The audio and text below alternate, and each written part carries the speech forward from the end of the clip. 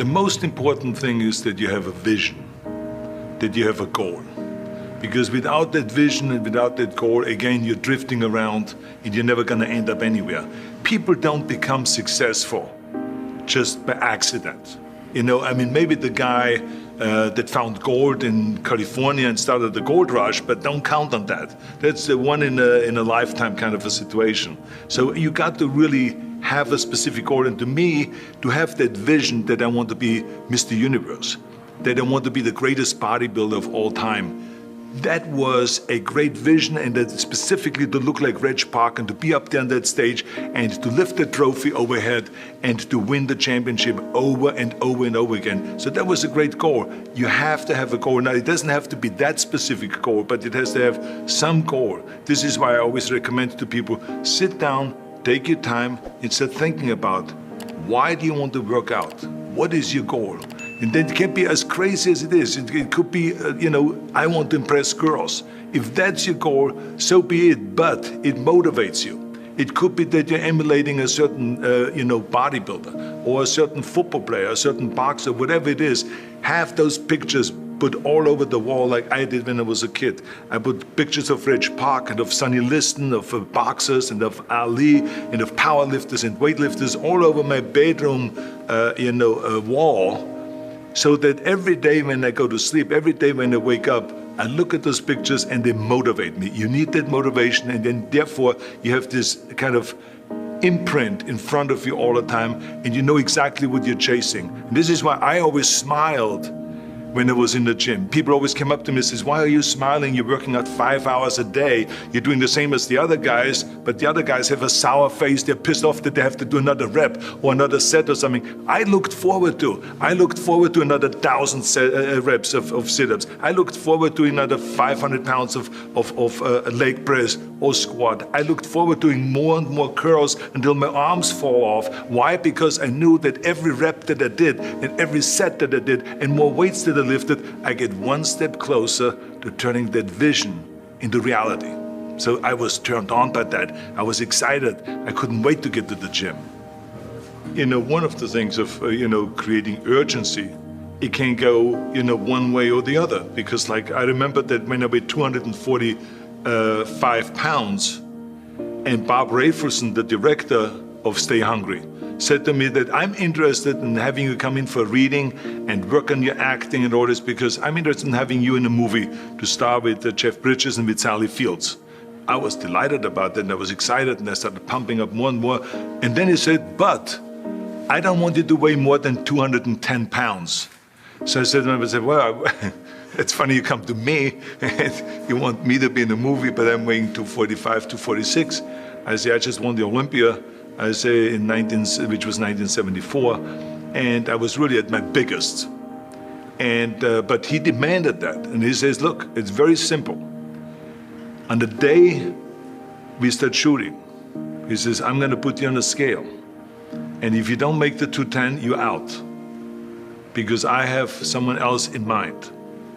And I worked on it. I started visualizing myself very clearly as a lean athlete, because that's the only way I could lose that weight and all of a sudden get interested in running more. Because up until that point, I ran like 3 miles after training or before training or whatever. But now all of a sudden it was 5 miles, 6 miles, 7 miles, 8 miles. And they even ran mini marathons in order to lose the weight. And I did everything with high reps. And I was watching my diet, what I eat and all those kind of things.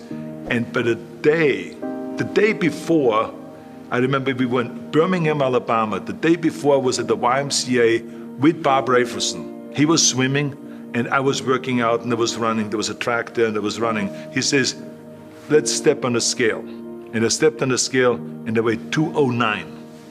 So it just shows you what is possible if you visualize exactly what you want to look like. So it can go one way, which is like you can lose weight and get trim and get slim and everything, get the abs out and all this, or you go the other way and you gain weight because you see yourself big and you see yourself as a winner of a Mr. Olympia or something like that. So it can go either way, but in each case, it was like certain time limits were set and I had to perform, and there was no room for any kind of like, well, I can't get my act together or anything like this, because there's only a certain amount of time. But the key thing again is have the clear vision.